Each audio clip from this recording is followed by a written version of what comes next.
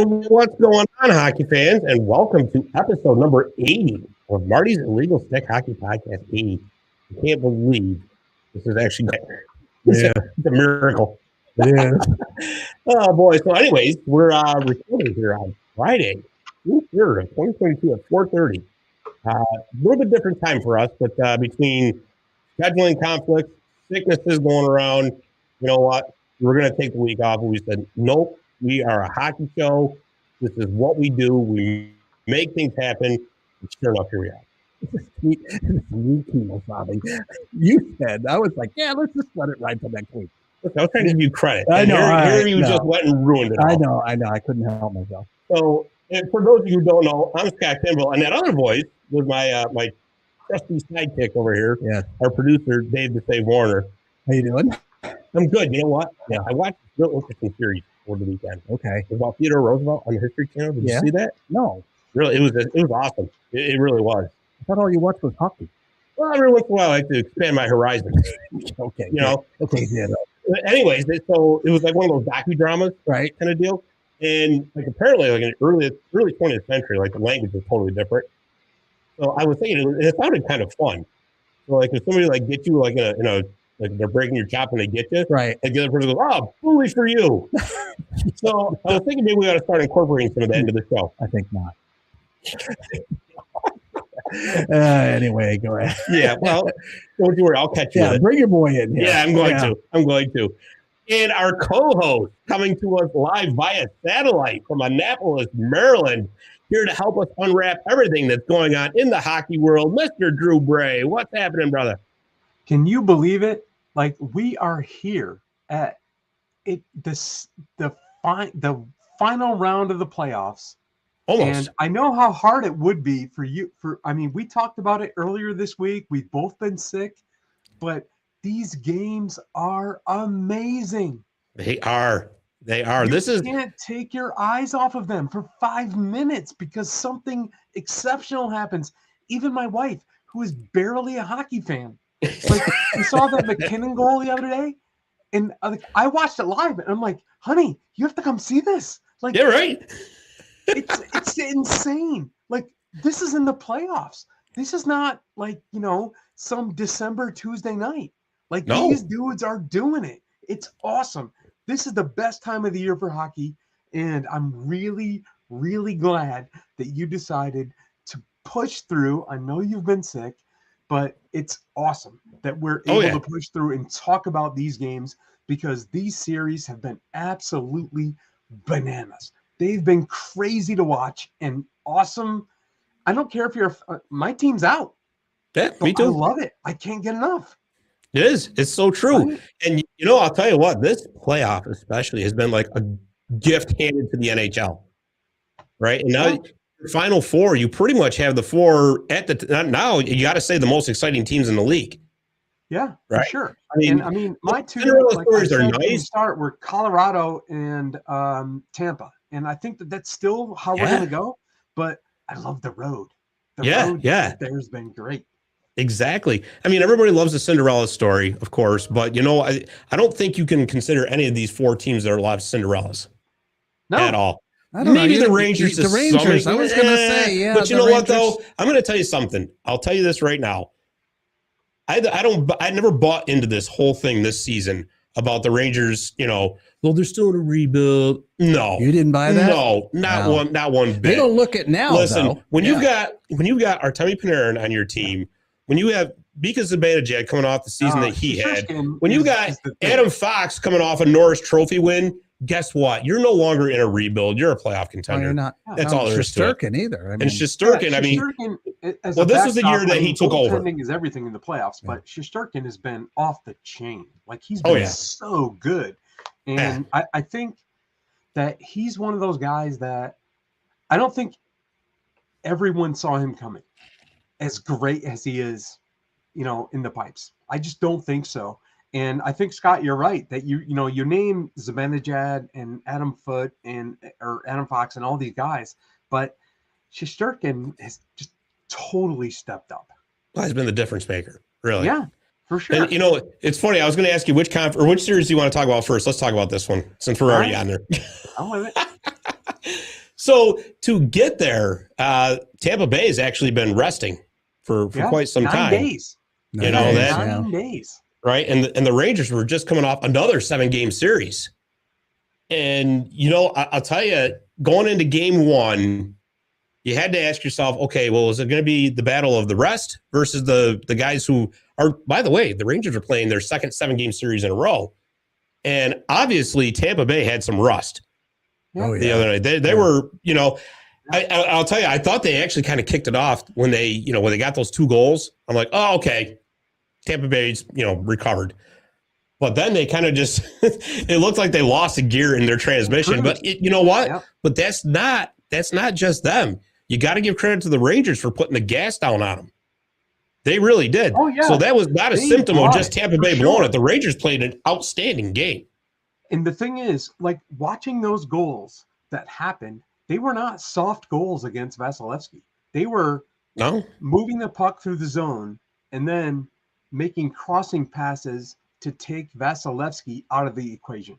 I mean, they were flushing pucks into empty nets. Yeah. And that has nothing to do with Vasilevsky. It has everything to do with the way that the Rangers were moving the puck. And I was completely impressed. I don't think it's going to last because, I'll still pick the Lightning to come out of the series, but the Rangers were super impressive in game 1. Like they played. But now you're going to do the Lightning in 7, aren't you? No, not even 7. I think 6. Really? Although, I had the Rangers winning in 6 in the last round. So, yeah. That's true. I mean, the thing is, too, with that layoff for and then, listen, it's not an excuse at all. No excuses, especially at this time of the year. But when you're off for that long, it's the goaltending that gets affected the most. Because goalies are more than anybody. And listen, hockey players in general are creatures of habit. Yeah. But especially goaltenders. Right. And when you're talking about momentum and staying focused and sharp. Go to the rink. Yep. Because I'll tell you something, when you get that long layoff, which actually I kind of thought would be really beneficial for Tampa because they're kind of a veteran team. And they've played a ton of hockey over the past 3 years. Look at so you're saying that I just read some statistic. Hey, Drew, he had played like 18. Oh, go ahead, Dave. Oh, no, I was waiting. He's saying that the old guys needed the break. That's what you were translated into, that Tampa Bay. I'm older than both of you guys. That doesn't count. So what I'm saying is that I just read some statistic. Yeah, he met Theodore Roosevelt. So. Had played like 18 straight series and won. Yeah. Like between when he played for the Blues and when he played for the Lightning. Right. Like it's really hard for me to buy into the layoff rest thing. Yeah. It's such a 50-50 throw up. Right. Especially that long. We said we talked about it before, right? Ruts and grooves. When you're in a groove, you're winning. If you're home, you're getting better, but you're getting healthier. Right. But it's really hard. And I think that Tampa's going to come back and hit really hard. I think it's going to be a great series in the East, especially because of that. Like, I think the Rangers are surging. Shesterkin is right now a god. Is he better than Vasilevsky? Vasilevsky's out. He's huge. Yeah. I mean, just physically, he's honestly, Drew, I don't think you can answer that question for another couple of years yet. Yeah, I think you're right. I think you got to wait a couple of years. I want to see the full body of work, right? That's what I want to see. But the interesting thing is it's that layoff, right? If it was only like 3 or 4 games or days, I think that would have been much more beneficial for Tampa than it would have to be waiting over a week. That's a lot. Sitting there watching and waiting. So obviously the Rangers had momentum going. There was no if and or buts about that. And playing like high stakes games, like those games against Carolina were so fun to watch. I mean, unfortunately for Carolina, their goaltending was. Well, they didn't have Freddie Anderson. I mean, I think Ranta's gone for 6 to 8 months or something. Yeah. With his knee, it's a bad. Yeah. I wanted to ask you about that too. Let's just rewind just a little bit because watching that Game 7 in Carolina now, Carolina was dominant at home, of course, in that series. and they were pretty much dominant all year. Yeah, but the numbers were amazing. Like home right. versus road. Like, but that was crazy. Here they are, they're home. Game 7 got their home crowd behind them, needed. and they didn't show up. I know they put a lot of shots on goal, but it was mostly perimeter shots. They didn't really put anything challenging in there. Tips, yeah. You know, I don't understand what happened there. You know, I'll tell you what. It's the same thing. Like, this is why I thought that the Capitals should have beat Florida. It's the same reason that Tampa did, because they slowed them down in the neutral zone. I think the Rangers knew how to beat Carolina before they even drew the card. It just felt like Carolina had like some scary talent, some great goal scorers. The crease was questionable, and that's what Shesterkin gave them the advantage. So, you know, these guys are running through, and to New York's credit, they pushed them to the sides, gave them bad opportunities, but Shesterkin won that series. And I think you can easily say that. It was an even close. And really, when you look at it, honestly, Shesterkin won the Pittsburgh series for him too. And I will say this too, and I'm going to tell you this. I think that Pittsburgh series was the best thing that could have happened to the Rangers, because it forced them to deal with adversity. Don't forget, they were down 3-2 in that series. I mean, it forced them to reach down and find that other gear. He was saying he couldn't believe how bad his team was playing. But they did it. Yeah, and that's what I mean. And especially playoff time, big stage time, you know, and it really take the bread man out of the equation. Where is the playoff experience on this Ranger team? Kreider, I guess. Pretty much not. Yeah, but I mean, all right. I mean, Kreider. That's fair. I remember Kreider coming up and playing against the Caps when did he come out of? Harvard? No, Boston College. Boston College. I knew he was in the Northeast. Yep. But yeah, we were Ray City. He came up and played like out of his mind, right, as a kid, and he's been there ever since. So, to his credit, whether or not he's putting pucks in nets, he is giving that team an anchor, you know, to advance. Like, he is a legit, solid superstar in this league that may not get all the accolades, but he is a player. He's an anchor. I think so. I think you're right, but I don't think he's a regular 50 goal scorer like he was this season. I'm not trying to take anything away from him, but over 60% of his goals were on the power play. So who's a 50 goal scorer? Ovi? Who else? Yeah, Austin Matthews. Well, Austin Matthews. Kyle Connor almost was. David. All right, I'll give you those. You know, but I think he's a solid 30 goal scorer every year. Like Kopitar, same thing, right?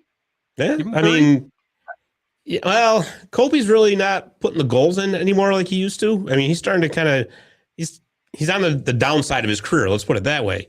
Still producing, don't get me wrong, but you know, I think what do you have? 25 this year, go with 60 assists, I think. But and did it quietly too. Did it really quietly.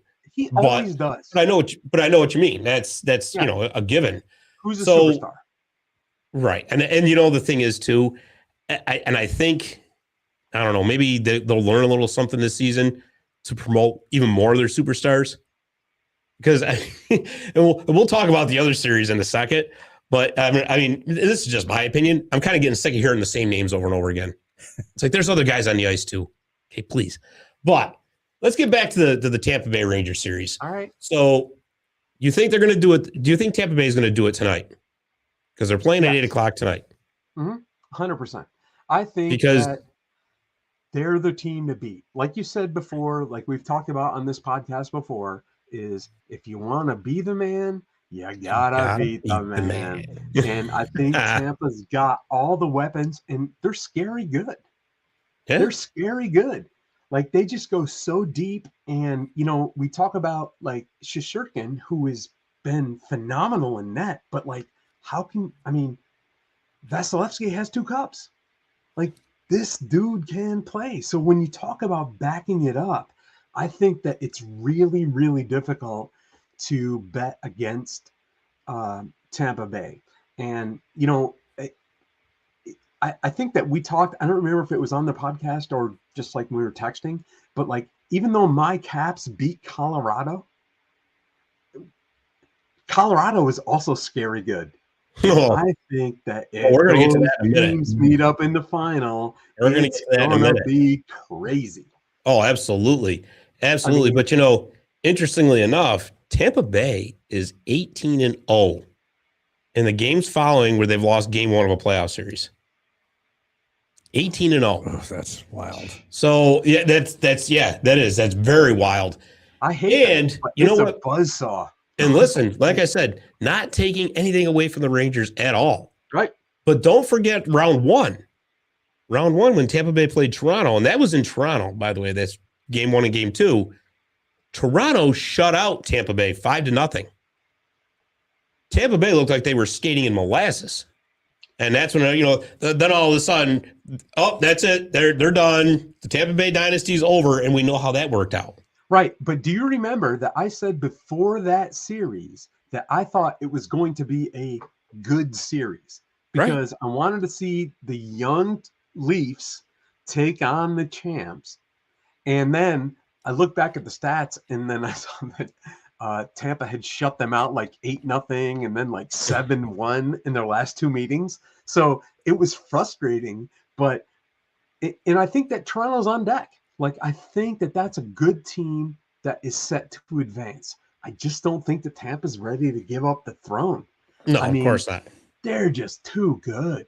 Too good. And it's almost frustrating to watch because they play against, I mean, Florida, 4-0. Like, they destroyed Florida. Florida had no answer. Well, and I knew it because I'd watched that Caps series so close. And if the Caps could have actually shut off the faucet like they should have. Right. But Tampa knew. And that organization is so incredible. I mean, I don't like that they're near us in Washington, but they are a phenomenal machine. And, you know, kudos to them and the organization that they're building. And like you said, you want to be the man, you got to beat the man. I don't see New York doing it. Well, and, you know, here's the thing. So your Capitals actually provided the blueprint on how to beat Florida. For sure. And that was slow them out, slow them down in the neutral zone, right? Which 100%. Is exactly what Tampa Bay did. The big difference between Tampa Bay and Washington was Andrei Vasilevsky versus Samsonov. Who would you rather have in net? Right. So there it is. Yeah.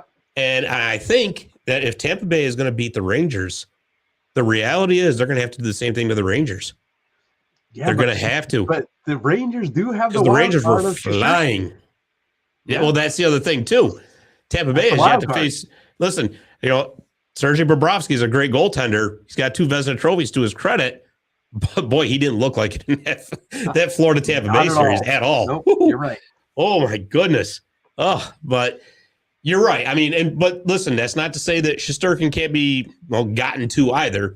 Pittsburgh did that to him, you know. So, I mean, but again, what a battle between 2 outstanding goaltenders. Oh my goodness, it's so fun to watch, right? But what I want to know, Drew, who's going to step up tonight? Who's going to be the one if you're going to tell me that Tampa Bay is going to win, who's going to be the one that's going to be the difference maker tonight? I don't know. It's really hard because I hate them all. So, that's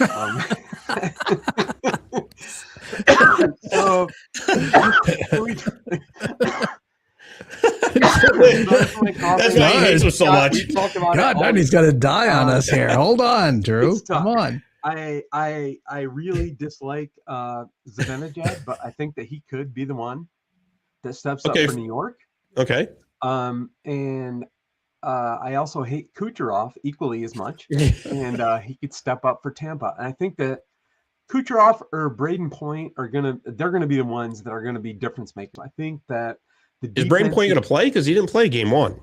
No, I think he's coming back. I think he's day-to-day. Okay. But I think Kucherov or Zibanejad are going to be the ones that are going to be the ones who get the bounces. Like, I think that those guys work so hard and drive every shift that I think that, I mean, Vasilevsky's and Shesterkin kind of, I think, wash each other out, but it's about loose pucks. It's about getting to the net. It's about getting to the money-making places. And I think that getting to the greasy areas. Yeah, I think Kucherov and Zibanejad get there, and they're going to be the difference maker. Whether it's tonight or the whole series, those guys are the ones. Right. I mean, they're going to be they're going to bring it. So I think you're right. I think Tampa Bay is going to tie this series tonight. And I say that with reservation, given how the Rangers played the other night. But that's a hard stat to go against, that 18-0 after a game 1 loss. But here's how I see how this is going to happen, right? Because to really beat a goaltender like Igor Shesterkin or even Andrei Vasilevsky on a regular basis, you got to take their eyes away. You've got to. You can't let them see everything. 100%. And I think, and this is just a gut feeling, but I think what's going to happen is Tampa Bay is going to take advantage of the power play tonight. And I'll tell you who's going to take the most advantage of it is going to be Victor Hedman. Oh, I would talk to Stamkos, but that's all right. No, I see Hedman for some reason, and I still think Alex Killorn is going to get a goal tonight. I don't know why. But it just seems like they didn't call his name much. And, yeah, I mean, of course, it's easy to go with a guy like Stamkos or Kucherov, right? We've not even talked about Stammer. Like, no, I would argue that he established Ovi's office before it was Ovechkin's. Like, he made his career on that left dot, slamming home slappers on the power play. And we're not even talking about him at all. No. He was the captain. I know. It's amazing, isn't it? Yeah. I mean, but there again, like I said, they haven't played 9 days, so. Yeah. But no, I think that team is. I think you'll see a different team tonight. Yeah, I think so too. And I think that depth has a lot to do with it. Like you said, like we can pick out 6 or 7 guys that are going to win, that are going to score. But can we do that for the Rangers? I don't think we can. Yeah, I mean, they're a talented team and they're super scrappy, but they're out kicking the coverage right now. They're doing great. Well, here's the thing, like what I always said that the Rangers needed to do, and now they're finally starting to get it. They needed depth scoring because for the longest time, they were so dependent on Mika Zibanejad, Chris Kreider, and Artemi Panarin, and Adam Fox to produce their offense. But now you're getting, I don't know how long it's going to last, but they're getting goals from Filipino. Alexei Lafreniere has been pretty good in the playoffs. Even Capo Caco stepped up his line. That kid line they got going on. He's doing work. Yeah, so for sure. Andrew Kopp, Frank Vetrano. When you start getting scoring from your bottom 6 and your role players, that's usually a recipe for success. So that's another thing. But I will say this, though. Tampa Bay, more than any other team, I think, in the league, is outstanding at making adjustments.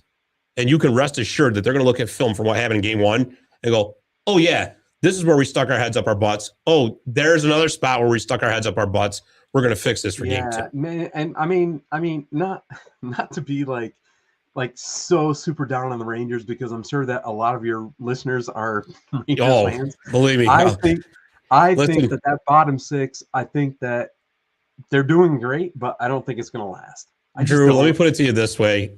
After that game 1, I thought my phone was going to explode. I was getting so many text messages. Okay. Bing, bing, bing, bing, bing. Like, mine was too, congratulating me on picking them for going in. Well, yeah. By the way, hold on a second. Here it comes. Hold on a second. Nostradamus over here wants to. He's thrilled. Did you guys get a delivery today? Huh? Did you and your wife get a delivery at the house today? How do you know about that? Did you do that? Yeah. Oh my God, we were. So what was it? I kept arguing. Well, let's go to the first part. I can't believe you did that, Drew. You are one nut job. No, you're a superstar, buddy. All right. So what we're talking about is I picked the 4 teams that are now playing, right? Right. You know what he sent me? 2 big boxes of drumsticks, ice cream cones. And I stood arguing with the lady out there going, we didn't order these. And she said, but She says, you're 590 Gardner Street. I said, I know what my address is. I'm living here. But I said, I'm telling you, we didn't order these. And she said, well, then somebody did. I said, I have no idea who would do that. So we, Deborah and I are in the house today because we had to deliver the Mohawk Valley Express today. So we went to 40 something locations and we were exhausted just getting back before Scott got here.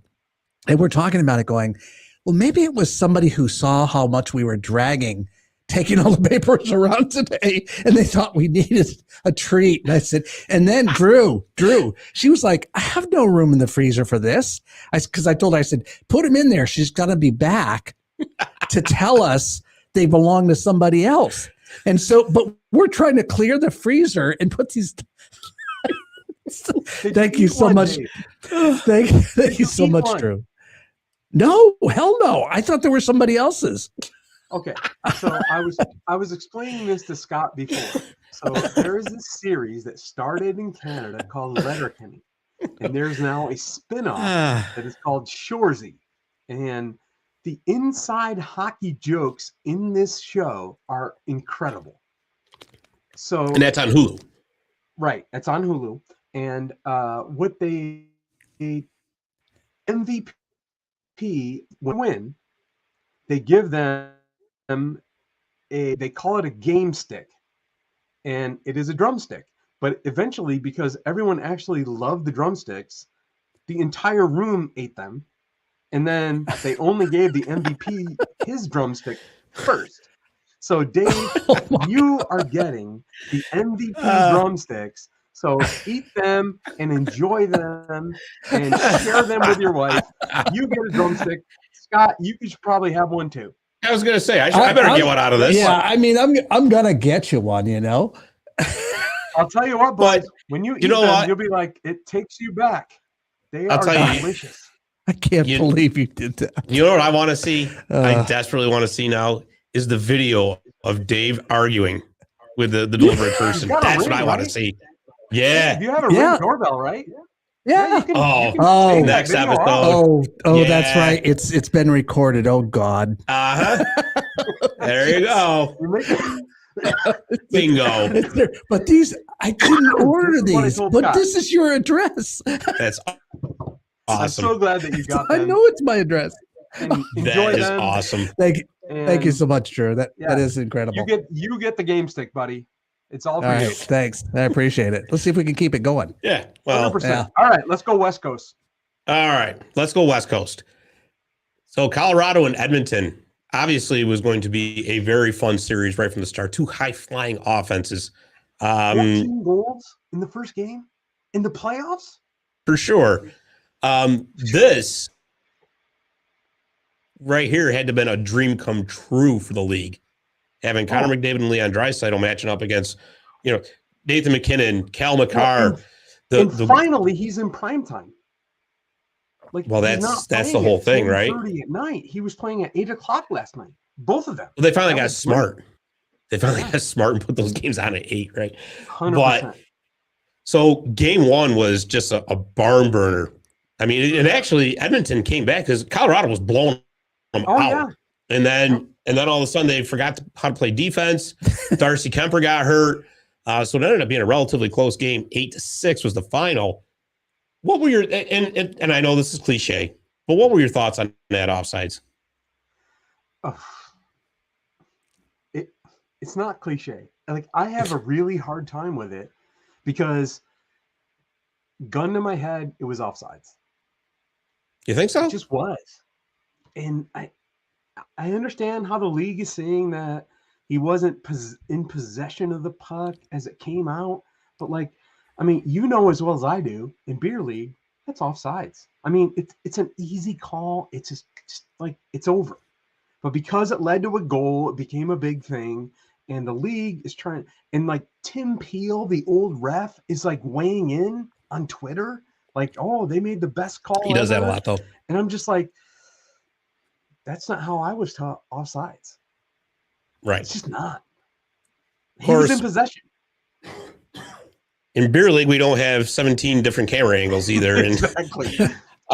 True. Although you could, Right. if you just give me a call, but no. Yeah, well, yeah, actually. Yeah, no. Yeah, he's already got plans. Yeah, I do. Just out of control. I think we need some of that footage. Yeah, well, you know what? I want to get you on the ice is what I want to.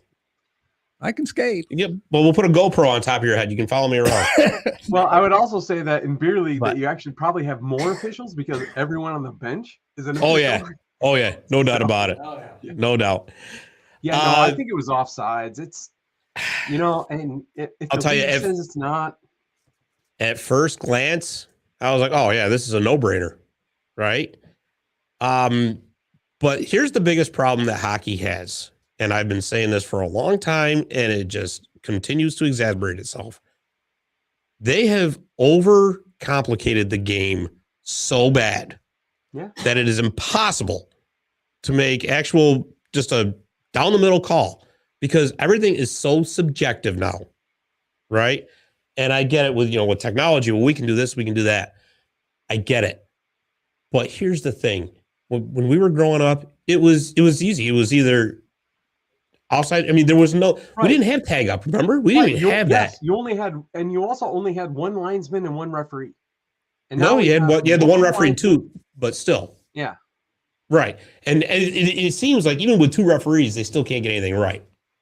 But which to me, it's a symptom. Right? It's a symptom, right? Because you actually have a lot of young officials in the league now that are trying to get their footing. And if you think the NHL is bad, you should see the AHL. It's the same thing. Right. But I mean, I can't put all the blame on the refs because number one, that is a job that I would not want for starters. I will not take it. My wife asks me all the time, why don't you officiate younger leagues? I won't do it. No, because but again, it's because they have overcomplicated everything so much. Now, technically, by the letter of the rule, that was onside. Yeah. Technically. So it was a kind of obviously it was a bang play, of course. But here's what happens, especially at the NHL level, when you have 17 different cameras that have all this, I don't know, Dave, what the technical term is, for being able to zoom into the micro pixel or whatever it is they call it. I don't know. That's up to you, not me. Well, that's because they're shooting in a higher resolution, so that allows you to zoom in more because you've got more data to look at. Right. So, and you know what? I try not to pay any attention to anything like that's on Twitter because you'll have people that are like cherry picking screenshots, right? And it's like, listen, you have to understand Toronto has many, many, many, many different views than you have of this play. Okay. So yes, it was but here's my deal, right? Especially for like the Oilers fans that are still screaming about that call. They didn't mind Game 5 in Calgary when that go-ahead goal for Calgary got waved off with 3 minutes left and that quote-unquote kicking motion, which is another thing that they got to clean up. Well, they didn't mind that when that call went their way. So, you know what? Sometimes, I understand being upset, but it's over. You got to let it go. You got there's another whole Pandora's box to open up. It used to be if it went off your skate and went in, no goal. Yeah. No goal. Remember that? Yeah. But now, so long as you don't make a distinct kicking motion. Pitching motion. Well, what's the difference between a kicking motion and trying to stop? Or because you're stopping at the crease, your skates are turned, and if a puck hits them, it's always going to go in that direction. Right. Yeah, but it's the same thing with head hits. Like you can slow it down and that too 50,000 times. Like it's really, really hard. And this is again, I always want to reframe my opinion that I root for a team that has Tom Wilson. To be fair, every single head hit gets another look, and every single head hit that comes after that goes, well, if Tom Wilson did it, what would happen? Jerry used to love that, by the way. You see, Scott, this is why I'm choking and coughing and laughing. But the truth of the matter is, when you slow these things down, we've seen them even in the playoffs with the head hits. Like, it's really, really hard to call in real time. And that offsides that you bring up is a very, very corner case. And I've seen it before where the guy just taps the puck over the line, doesn't touch it, until somebody touches up, but he's still technically, I would have said, in possession of it. So I would have called it offsides. You know what I wish? You know what I wish? I wish we actually could see all the angles that Toronto has, because you only see a few of them. Yeah, but I don't want to see. You know what would have been great? An overhead view of that play. Yeah, that would have been great to see just how far off the stick that puck was. Yeah, that would have been out, which they probably had. They probably had that, but obviously you're not going to see that. But I actually don't want that. I completely disagree with that. I want no angles. I want I'll tell you something in real time. That's it. Right. It's done. It just and listen, I know like I'm the old man on the porch yelling at the neighborhood kids. Oh, I'm way worse.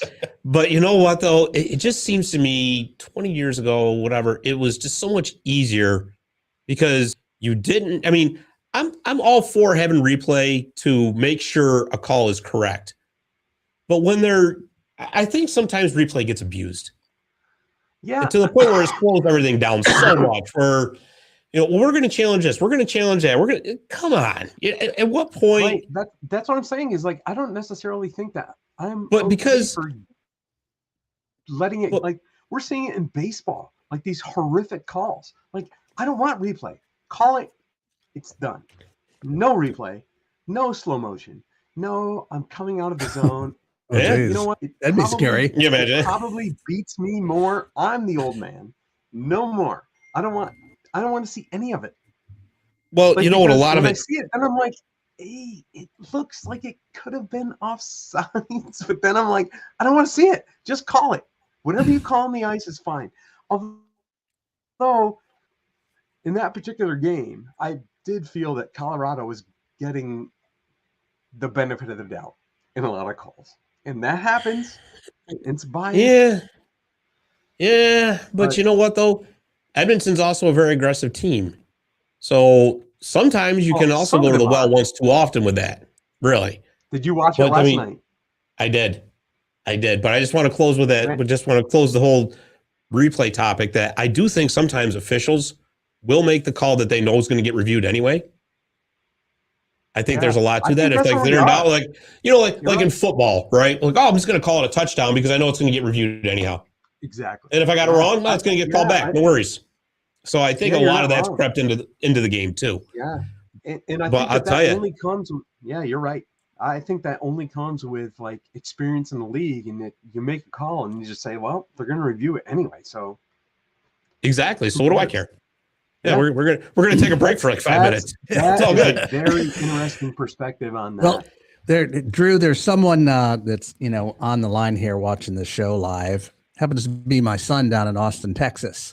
So he's got a comment here. He says it's all rigged anyway. So, which is, I brought him up that way. I said it's all rigged. Don't worry about it. Are you going to share any of your drumsticks with him? Are you going to send some down to him? No. What he call them game sticks, bud. Wait a minute.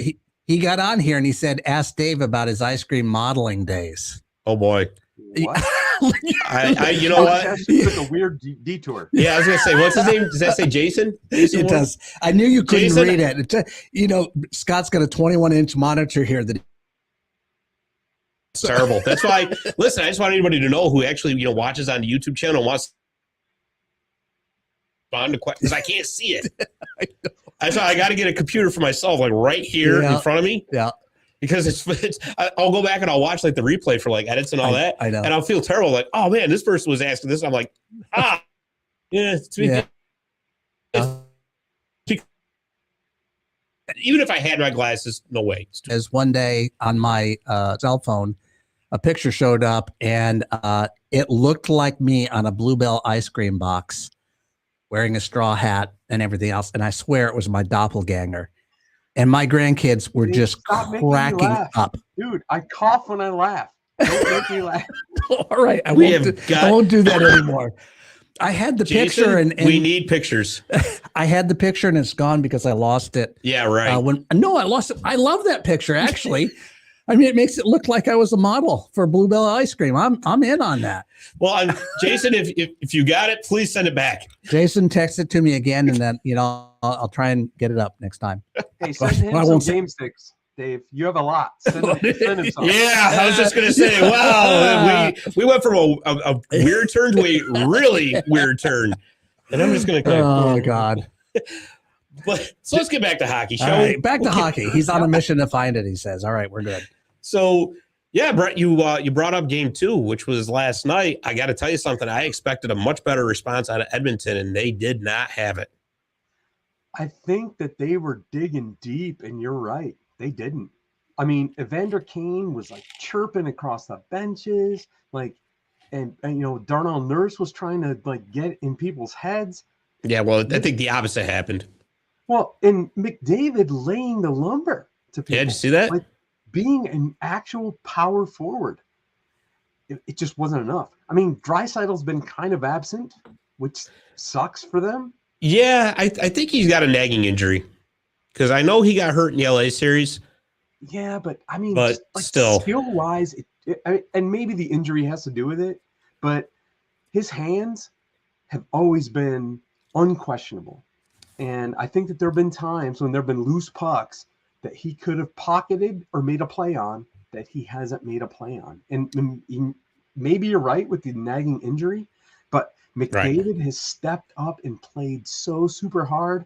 But, like we talked about the first time I was on this podcast, Colorado is so fast and so good, and it's not through the neutral zone. It is in the defensive zone, and short passes in the defensive zone, and it is in the offensive zone. Like, those guys are doing work. They don't need the speed through neutral. They possess the puck. And like I said, like earlier in the year, I was like, whoa, even though my team happened to beat them, I'm like, they're going deep. They're just that good. And they're not disappointed. And Edmonton, for all of their efforts and their personnel, frankly, like they just don't have an answer. Well, here's the thing, Drew. I think this series is just completely exposing Edmonton's lack of depth. Yeah. Right? So when you have Connor McDavid and Leon Draisaitl on your team, that can cover up a lot of deficiencies.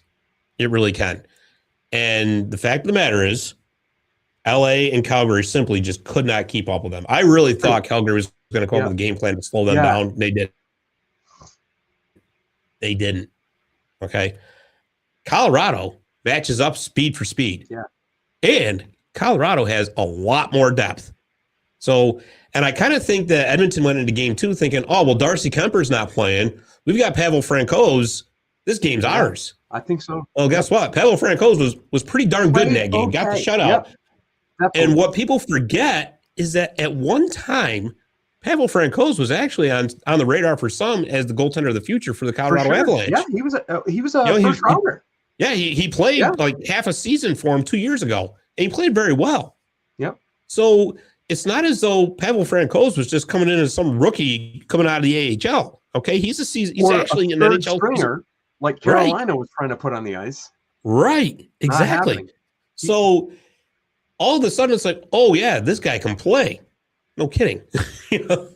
But like I said, to me, the complete and total lack of depth on Edmonton was totally exposed.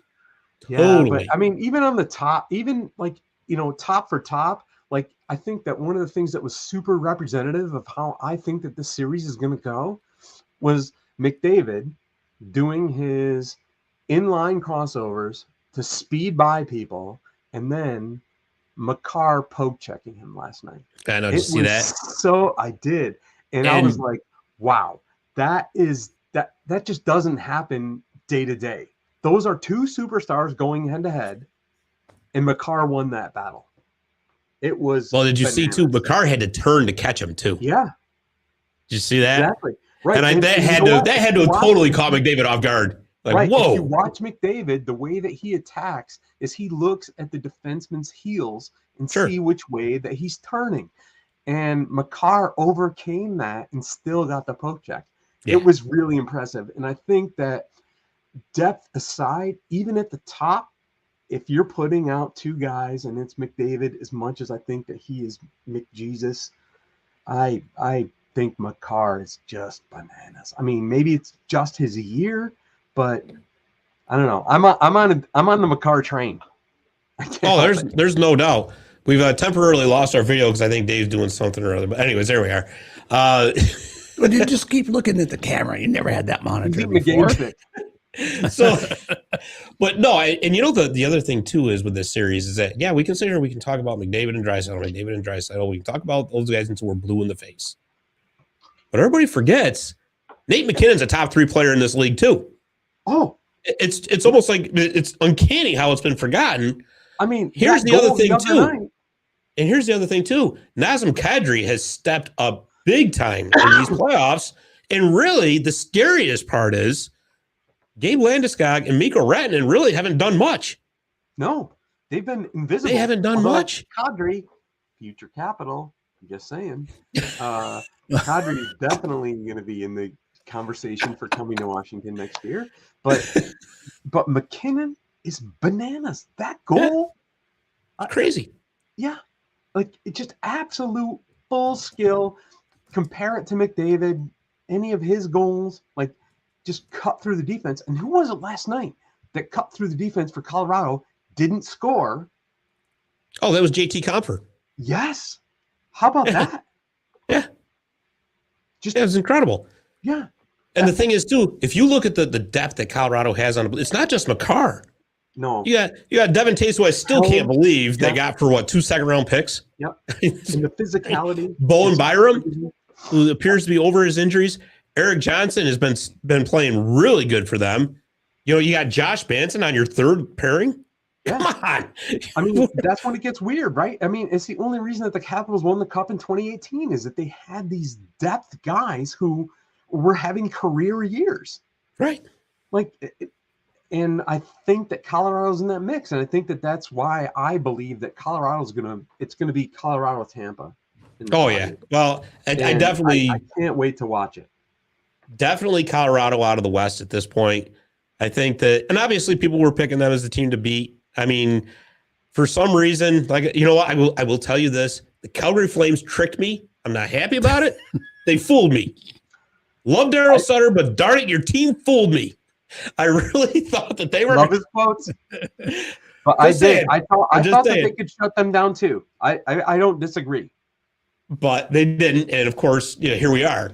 So the thing is, though, it's a great storyline either way, right? So Colorado makes the finals. Now, if the Lightning win, obviously it's the new superpower against the defending champs, right? Or if the Rangers get in, it's the 2 up-and-comers clashing to see who's going to be the new king of the NHL. So it's a fantastic storyline all the way around. Well, after that. Now, let me ask you this. Does Edmonton rebound in Game 3 at home? I don't think so. And you know what? Going for a sweep there, after Drew? Seeing 2 touchdowns in the first game, I was like, is anyone going to play defense here?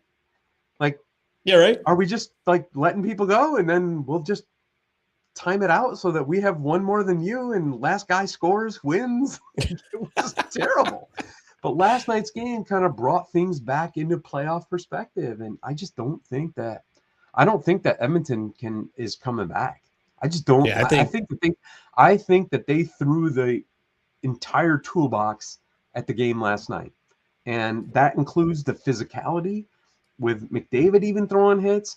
And I loved Evander Kane chirping between the benches. It was awesome. I loved watching it. I just don't think that they have enough. And I think that, Evander Kane could be a game changer in this series just because he wants it so bad. He's been in the league for so long. And I think he provides an element of veteran. I don't want to necessarily say leadership because I don't think that he's a leader, but he's a guy that pushes all the chips in. He's going for it. He wants it. This is it for him. Right. But be that as it may, I think Game 2 proved Colorado is in Edmonton's head, and especially a guy like Evander Kane who can't keep his temper under control. 100%. Helm is in there. If he doesn't calm himself down and get his head back in the game, it's going to be a very long night in Edmonton. Because you can't just keep giving power plays to Colorado, whether you agree with the call or not. I get it, frustration, But really, if you were, and honestly, Drew, I thought last night when Edmonton killed off that 5-on-3 in the first period, you recall it, because Colorado had like a minute and a half 5-on-3, and Edmonton killed it in pretty convincing fashion too. Yeah. I'm like, there's the turning point. Like, we're going to have a tied series. And then Duncan Keith got away with one when he tripped McKinnon stupidly too. What were you thinking with that? He is so lucky they didn't call that. Oh, yeah. But that notwithstanding, I thought there's the turning point right there. That's what Edmonton needed. That confidence builder to get them back. On the road. In a hostile environment. And then all of a sudden, boy, did the wheels come off. Oof. Yeah. It's just relentless from Colorado. Relentless. But again, like we talked about at the top of the podcast, it is so fun to watch. Oh, it is. It is. It is. I mean, the first 5 minutes of that game last night were just just exchanging chances left and right, big plays, offensively, defensively, goaltending. It was amazing hockey. Like, that's why we're fans, right? Even though our teams aren't in it.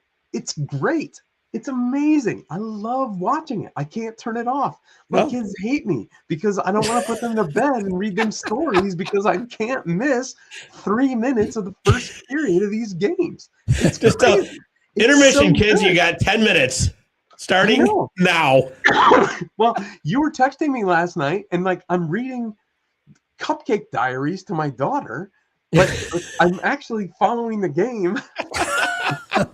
You bad dad. Bad dad. I'm not, Dave. I am the best dad because I'm trying to instill into them how exciting the right way to do things.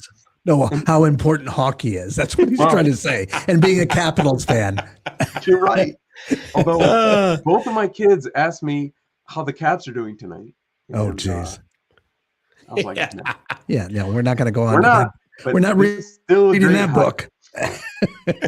And so, but I got to agree with you, Drew. I think it's Colorado here. I think Edmonton's going to win one at home.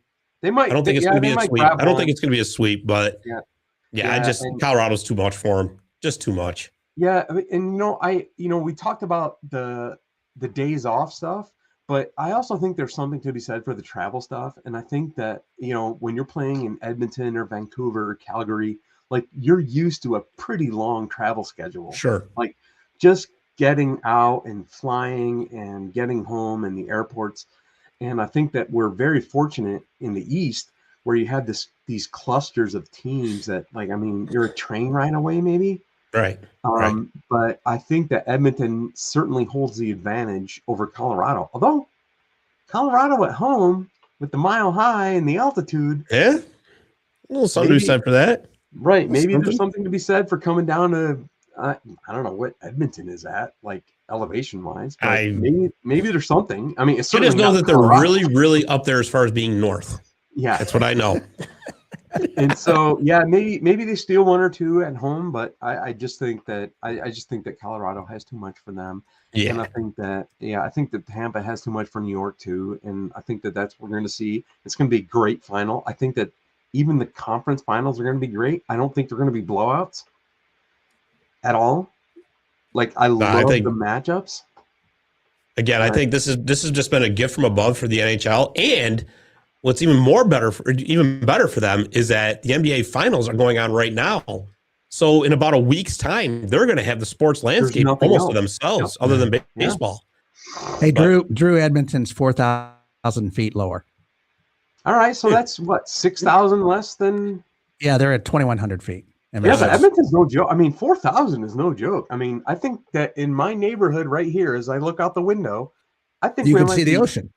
I think no, Chesapeake Bay, but I think that we might be less than 5. Yeah. So, no, I'm not seeing any of those altitudes. Yeah, Edmonton's not at 4,000; they're at 2,100. They're 4,000 less, so a mile, 5,000. Oh yeah, mile. Yeah. They say 6,000. Yeah, it's a big difference. It's a big difference. Yeah. Yeah, it's a big difference for. I mean, and if you're an Oiler, like skating at those altitudes is definitely different. I wonder if anybody's done a study about that. About what kind of impact you're going to go research it. I'm sure there has been because there's been professional sports in Denver for how long? Yeah. But I meant NHL wise, and maybe does that give you an edge against competitors? Well, I'm sure it is. Well, I mean, there's that's why something the of an Olympic edge. team trains in Denver. Yeah. I mean, you come down from that and your lungs are better. Yeah. There you go. But so what do you think? Is it 5 games? I struggle between 5 and 6. If Edmonton steals 1 or 2, it's possible. It's really hard from like a rooting and fan perspective, Right. because none of these are my favorite teams. Yeah. I have Colorado going in my pools and my brackets. But yeah, Colorado comes out. I think it may go 6. No, 5. Yeah, I think so too. I think 5. Edmonton gets that 1 win at home, but and it's real easy to cherry pick because they're up 2-0, right? Yeah, that's super easy. Oh, Makes yeah, it a lot easier. Honestly, I would have said that, and we talked about this before on I think one of the previous episodes. I was like I can, it's easy to cherry pick, but like I would have picked this the same way if Edmonton were up 2-0. Right. Like I just think that's the way. Well, you would have been picking that Colorado in 5. Yeah, I just think that's the way that it's going to go. Again, it's always worth a watch. It's not going to be a blowout. Definitely. You will not be wasting your time. That's for sure. So normally at this juncture, and that's partially who I think will win and who I want to win. You know what I mean? Like, well, there's that too. Because they're not my favorite team, but like, yeah, I'm rooting for my bracket. Too. Right. Exactly. There's that too. Of course. Yeah. Well, my bracket's already destroyed, so I'm not. McDavid, when McDavid comes to town in Washington, like that is one ticket that of the entire regular season that when I go to Caps games, like I want to see him play. He's great. I love. Of course, yeah. I mean, absolutely. I don't think you know what? I want to talk about that because normally we would be going to commercial break, but we've only got like 5 minutes left because the intrepid reporter here, Dave the Stave's got to get to a baseball game. So I want to close this. Taking game sticks. Yeah. He's probably going to try to sell them. You watch. You watch. He's gonna have his Carvel ice cream uniform on. He'll be melted before I get with the paper hat. Yeah. You know. I carry too much. Are you going to Diamond Dogs? Yeah. Diamond Dogs. Oh, cool. Awesome. Yeah. So let's close with Mr. McDavid. So there has been a lot of chatter since last week, especially with Andrew Ferentz, who used to be the captain for the Edmonton Oilers, put out a tweet saying that if Connor McDavid played in Wayne Gretzky's time, Connor McDavid would put 300 to 400 points up per season. So now, of course, the Connor McDavid bandwagon, he's a million times better than Gretzky. Look what he does, blah, blah, blah, blah, blah. What's your opinion on that? Is he better than Wayne Gretzky? No. And you know what? The thing is, like, and I will say this, like, just after watching the recent broadcasts, clearly Gretzky is a giant McDavid fan. Oh, yeah. Like, when you watch him and the way that he talks about the Oilers, he is a huge fan. That's number one. Number two, if McDavid would put up 300 points, how many would Ovi put up? Right. That's it. And that's only from a Caps fan. And I know that it sounds super biased, but yes, I'm certain that McDavid would put up more points. The thing is, even though McDavid puts up a ton of points, I don't necessarily, and I'll say the same thing about Ovechkin. I don't think that Ovi makes his teammates better. I think Backstrom does for the Caps. I think that he makes his teammates better. I don't necessarily think that McDavid does. I think that Draisaitl cleans up a lot of garbage, but I don't think that McDavid is saying that. I don't think that McDavid is making Draisaitl a better player. I don't think that he's making Nugent Hopkins a better player. Nope. Great player, incredible to watch, great goal scorer. I don't think that whatever hockey Twitter says about backing up and saying that he was 300 points, I just don't think that's a thing. Drew, I completely agree because, I mean, I've been saying this for a long time, right? So Connor McDavid is obviously a human video game. Hands down the most exciting player in the league. Hands down. But how long has Edmonton been trying to find somebody to put on his line that can play with him? The only one is Draisaitl, and that hurts the team because now you just took your second line center away. He's siphoning off at the point. It creates a depth issue is what it does, right? But the thing like with Gretzky is you hit the nail right on the head. he made every line mate that ever went with him a better player. Didn't Dave matter who it Semenko was. scored 40 goals on Wayne Gretzky's line. Okay, It was garbage, right? I mean, well, he was his enforcer, really. I mean, take a list of 40 goal scorers today. The man who this show is named after. Look at how much better he made Marty McSorley. Absolutely. Right? So that's just a small sampling. And I'll tell you, even like a guy like Sidney Crosby, and I know you don't want to hear this, but I've said this 1,000 times. Sidney Crosby makes his teammates better. I 100% agree. Even so though there's I no hate him as much, he is a great player who makes he made who is it? He's on the Caps now. Zach Astor-Reese. No, he's made everyone better. I do not disagree with that at all. And I don't think OV does. I think Backstrom, like I said, Backstrom does. But I think Crosby, absolutely. Crosby on the ice not only can score, but he makes whoever he's playing with, no matter how garbage they are, makes them into a scorer. And you know, what's furthermore, I'm so sick of hearing this. Well, when Gretzky played, the goaltenders were only stood up and they smoked between periods and blah, blah, blah. But you know what? Exactly. I mean, put some of the equipment that those guys were wearing on the stars of today. Oh, and by the way, put them with the 80s rules where it was basically WWE on ice. Right. Talking no two-line passing. Yep. So, 100%. You know, the clutch and grab was a normal part of defense.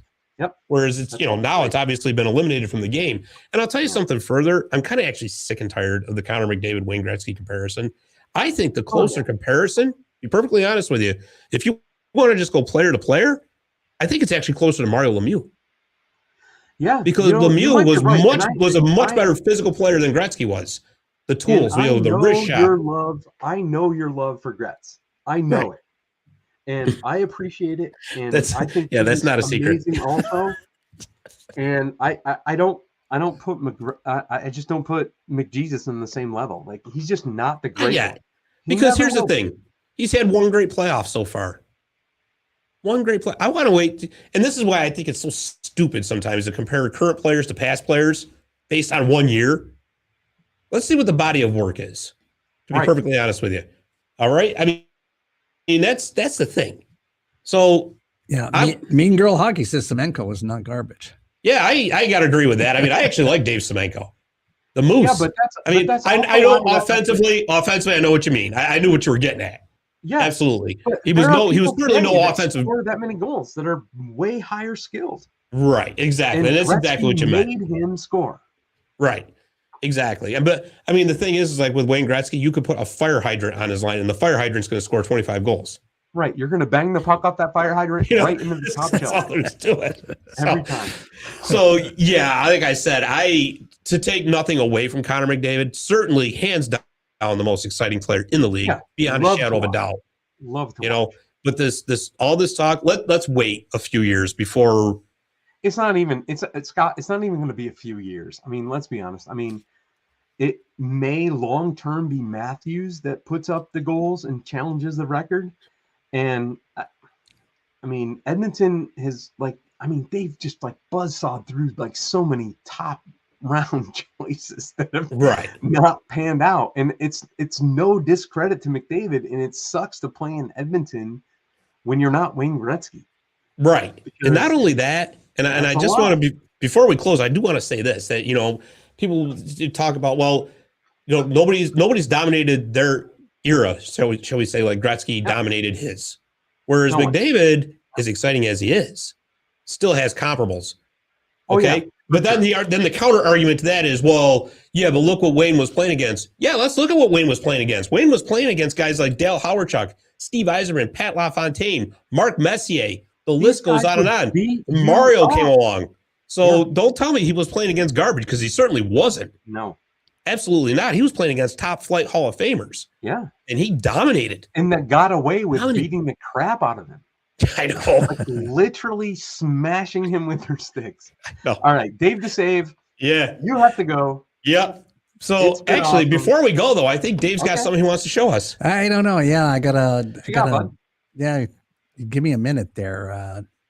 Because I know he's so excited to show us this. Well, yeah, I'm not excited about it. I am. I want this to be There it is. Oh, I can't wait. So There it is. I got to pull it up here. Here it comes. You're going to love this, Drew. It's going to load up, Drew. Actually, I want this to become the new. Oh, this is going to be our new logo right here. yeah. I see a little resemblance there. That is him. No, That is him. My grandson, I think it was the one that found that, my youngest one. And it's Grandpa. He's on the other screen. Oh my God. Close enough. You guys have game sticks on me and my wife. Awesome. Both of you Thank and you your so wife. much. Absolutely. Thank Go to you. Veterans Park. I miss it. I miss being there and seeing that. I met Lou Brock there one day when they were with the Nice. Mets. I love that park. I love that you guys have baseball back and that Tommy John is sponsoring it. It's awesome. You guys go. Have a great night. Thank you for having Absolutely. me. Hey. But we can't go before we say that Barry wants to make a poster of that and put it up on the boards in his rink. Yeah. Well, I'm telling you, that's going to be our new logo. That's our new logo. Has to be. I don't want to just put, obviously, yes, in the Rink of Dreams. I want to get a billboard for that out on Route 5S now. Oh, God. Oh, geez. But, Drew, let's do this again next week. Dave, you're better looking than that guy. I think I am. You got it, bud. I love these series. I'm going to be watching wall to wall. We'll definitely do this again next week. We'll see who's right and who's wrong. You got it. All right. Beautiful. Night, guys. All right. Well, that's all we got because, like I said, we got baseball coverage we got to get to. But listen, everybody, thank you for listening. You can find us on Facebook, Twitter, Instagram, obviously YouTube. You can check us out at martysillegalstick.com. So for Drew Bray, for Mr. Bluebell Moobars over here, I'm Scott Kimball. Thanks for listening, and we'll see you next week on Marty's Illegal Stick Hockey Podcast. Game sticks for the